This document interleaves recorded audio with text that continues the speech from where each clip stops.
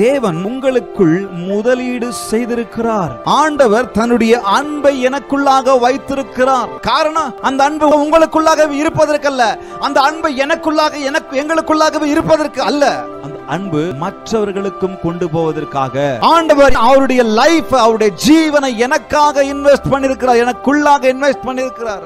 ஆண்டவர் தன்னுடைய வார்த்தை எனக்குள்ளாக இன்வெஸ்ட் பண்ணிருக்கிறார். ஆண்டவர் அன்பை உங்களுக்குள்ளாக முதலீடு பண்ணிருக்கிறார். ஆண்டவர் சந்தோஷத்தை உங்களுக்குள்ளாக முதலீடு பண்ணிருக்கிறார். ஆண்டவர் சமாதானத்தை அவர் முதலீடு பண்ணிருக்கிறார். நீடிய பொறுமையை முதலீடு பண்ணிருக்கிறார். தயவு முதலீடு பண்ணிருக்கிறார். நற்குணம் முதலீடு பண்ணிருக்கிறார். விசுவாசத்தை முதலீடு பண்ணிருக்கிறார். சாந்த குணத்தை முதலீடு பண்ணிருக்கிறார். இச்சையடக்கத்தை முதலீடு பண்ணிருக்கிறார். ஞானத்தை முதலீடு பண்ணிருக்கிறார். நன்மையை முதலீடு பண்ணிருக்கிறார். பலனை முதலீடு பண்ணிருக்கிறார். இன்னும் நான் சொல்லிக்கிட்டு போயிட்டே இருக்கலாம். முதலீடு செய்திருக்கிறார். எதற்கு? நீங்களும் நானும் கனி கொடுக்கும் படிக்கு.